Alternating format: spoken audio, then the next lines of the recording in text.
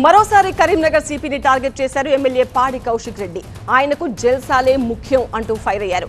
ఆధారాలతో సహా సిపి బాగోతాన్ని బయటపెడతానంటూ ఆగ్రహించారు. అలా ఎమ్మెల్యే వర్సెస్ సిపి అన్నట్టుగా నడుస్తున్న ఎపిసోడ్లోకి పోలీస్ శాఖ ఎంట్రీ ఇవ్వడం ఇప్పుడు హాట్ టాపిక్ గా మారింది.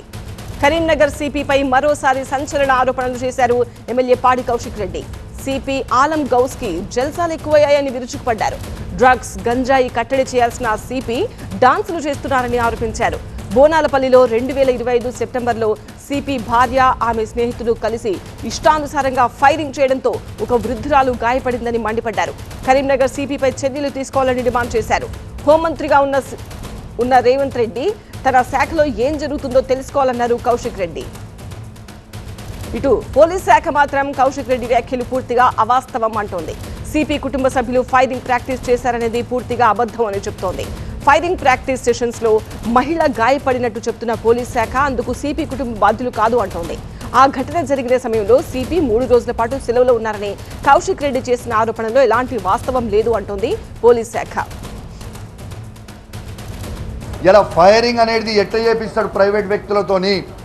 What right does he have to touch the weapon? Private weapons తోని అంటే జల్సాలు చేసుకోనికనా? ఇదేమన్నా జల్సాలు చేసుకోనిక ఉన్నదా? Is it not a serious issue? ఇది ఆ రోజు ఎంక్వైరీ చేసిన తర్వాత పోలీస్ డిపార్ట్మెంట్ సిపి తప్పు చేసిందని మీకు తెలిసి కూడా ఎందుకు కాపాడుతారు? ఎవరి ఇంట్రెస్ట్ ఉంది దీంట్లో అని నేను అడుగుతా ఉన్నాను. కరీంనగర్ సిపి గారు పవిత్రమైన రంజాన్ మాసాలో ఇట్లా జల్సాలు చేయొచ్చా అని నేను అడుగుతా ఉన్నాను. ఈ విధంగా జల్సాలు చేయొచ్చా? జిల్లాల మొత్తం గాంజాయిని ఆపాల్సింది, డ్రగ్స్ని ఆపాల్సిన సిపిఏ జల్సాలు చేసి పీకల్లోతు వీళ్ళు ఎగురుతూ ఉంటే నాకైతే అనుమానం ఉంది. దాంట్లో ఇల్లీగల్గా సంబంధించిన ఇవే గాంజాయి డ్రగ్స్ కూడా పెట్టుకున్నారు అని కూడా నాకు అనుమానం ఉంది సిపి గారి మీద. కౌశిక్ రెడ్డి వర్సెస్ కరీంనగర్ సిపి ఈ ఎపిసోడ్ పై మాట్లాడడానికి మా ప్రతినిధి సంపత్ మనకు లైవ్ లో అందుబాటులో ఉన్నారు. సంపత్, 2025 సెప్టెంబర్లో అసలు ఫైరింగ్ జరిగింది అని చెప్తున్నారు. ఏం జరిగింది ఆ టైంలో? అది ఇప్పుడు ఎందుకు తెరపైకి వచ్చింది?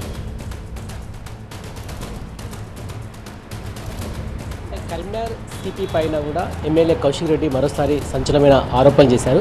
కరీంనగర్కు 10 కిలోమీటర్ల దూరంలో బోనాలపల్లి అనే గ్రామం ఉంటుంది. ఇక్కడ ట్రైనింగ్ సంబంధించిన ఫైరింగ్ సంబంధించిన రేంజ్ ఉంది. ఇక్కడ పోలీసులకి ఫైరింగ్ పైన శిక్షణ ఇస్తారు. అయితే 2025 సంవత్సరంలో ఇదే గ్రామానికి చెందిన అమృతం అన్న మహిళకు ఒక బుల్లెట్ తగిలింది. ఆమె గాయాలతో బయటపడింది. కొన్ని రోజుల పాటు కూడా ఆసుపత్రిలో ట్రీట్మెంట్ అయితే తీసుకునేది. ముఖ్యంగా ఇక్కడ ఫైరింగ్ అయితే పోలీసులు చేస్తుంటారు. ముఖ్యంగా కౌశిక్ రెడ్డి చేసిన ఆరోపణ ఏమంటే సిపి సంబంధించిన బంధువులే అక్కడ కాల్పులు జరిపారది మిస్ అయ్యి ఆ వృద్ధురాలికి బుల్లెట్ తగిలిందని కూడా ఆరోపించారు. అంతేకాకుండా ఒక 10 మంది వ్యక్తులు కూడా అక్కడ ప్రైవేటు వ్యక్తులు ఏ విధంగా ఫైరింగ్ చేస్తుందని చెప్పేసి అనే ఆరోపణలు చేశారు. తన దగ్గర ఆధారాలు ఉన్నాయి అంటున్నారు. సుమారుగా 160 బుల్లెట్ల వరకు కూడా వినియోగించారని చెప్పి ఆయన ఆరోపణలు చేశారు. దీనికి సంబంధించిన పోలీసులు కూడా ఒక కౌంటర్ ఇచ్చారు. అక్కడ పోలీసులు మాత్రమే ఫైర్ చేస్తారు. అక్కడ ట్రైనింగ్ తీసుకుంటారు. అమృతం అన్న వృద్ధురాలికి బుల్లెట్ తగిలింది వాస్తవమే, కానీ అక్కడ కానిస్టేబుల్ చేసినట్ల మిస్ఫైర్ అయింది. దీంతో అక్కడ కొన్ని మేము నిబంధనలు కూడా పెట్టాము. ఒక వాళ్ళు కూడా ఏర్పాటు చేశాం. ఇక్కడ ఎవరు కూడా సిపి సంబంధించిన బంధువులు కానీ